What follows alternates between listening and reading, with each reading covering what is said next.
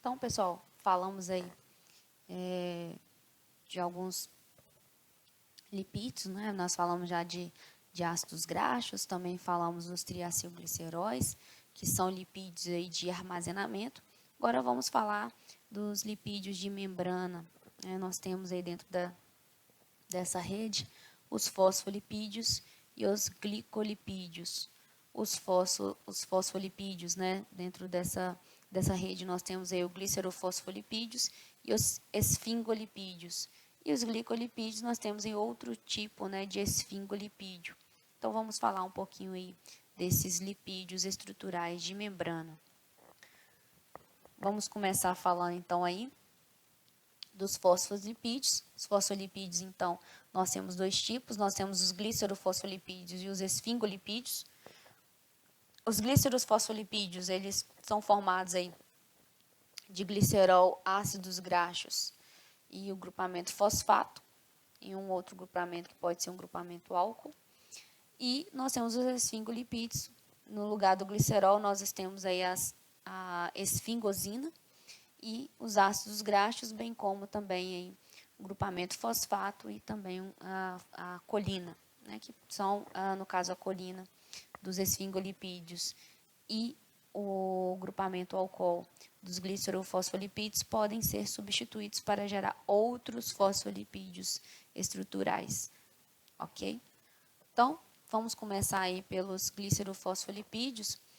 Os glicerofosfolipídios, pessoal, eles são derivados aí do glicerol e na sua estrutura, né, a gente tem aí a presença do fosfato. Além disso, né, associado a esse glicerol, nós temos duas cadeias de ácidos graxos, e essas cadeias de ácidos graxos, elas estão unidas por ligações aí do tipo éster. E já, né, esse grupamento fosfato está ligado aqui ao glicerol através de uma ligação fosfodiéster no terceiro carbono.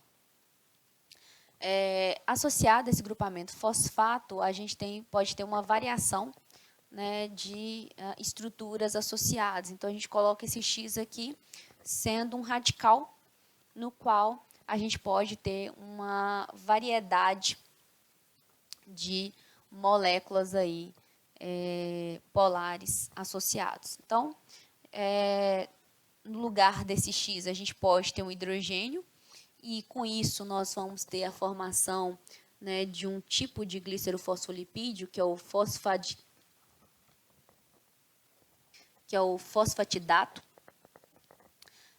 No lugar desse X, né, se não tiver aí o hidrogênio, a gente pode ter a molécula de etalonamina, e dessa forma a gente vai ter o lipídio, né, que é o fosfatidil etanolamina.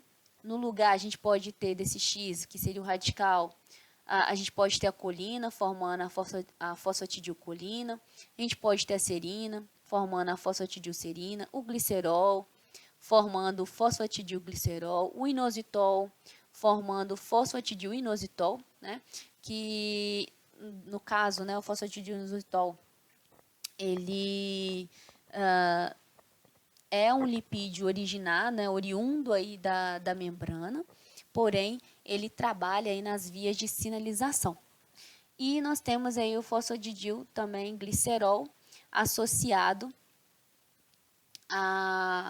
ao fosfato aqui, né, no substituinte do radical aqui, que seria o X, formando aí a cardiolipina.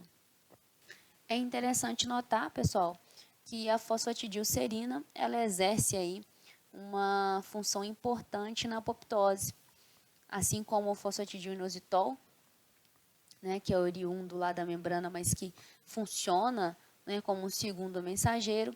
A fosfatidilserina, ela também tem uma função específica aí na apoptose. Além disso, não só na apoptose, ela também funciona, né, como um sinalizador, na verdade. Ela está presente, né, no folheto externo, aí na membrana dos eritrócitos, e com isso ela aumenta a aderência da célula à parede vascular, isso lá no sistema imunológico, favorecendo, né, então o reconhecimento aí do macrófago dentro do processo aí da fagocitose. A cardiolipina, ela tem ela é essencial, né, tem uma função essencial aí para as mitocôndrias, e né, eles já observaram que deficiências, né, da cardiolipina podem aí provocar insuficiência cardíaca, hipotiroidismo, entre outras patologias. Já os esfingolipídios, aí, a estrutura geral deles se assemelham, né, aos glicerofosfolipídios, porém aí a gente tem que lembrar que nos esfingolipídios a gente tem a esfigosina no lugar do glicerol.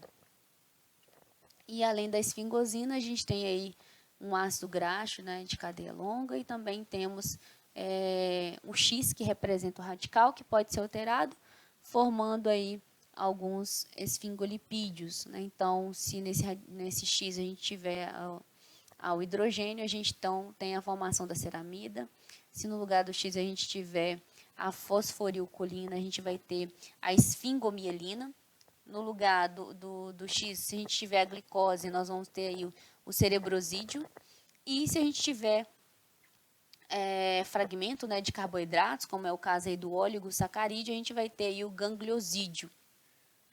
É interessante notar que os cerebrosídeos e os gangliosídeos, eles são encontrados aí predominantemente no cérebro e ocorrendo aí em quantidades menores em outros tecidos, assim como a esfingomielina, que foi descoberta aí na bainha de mielina, que envolve aí os axônios dos neurônios.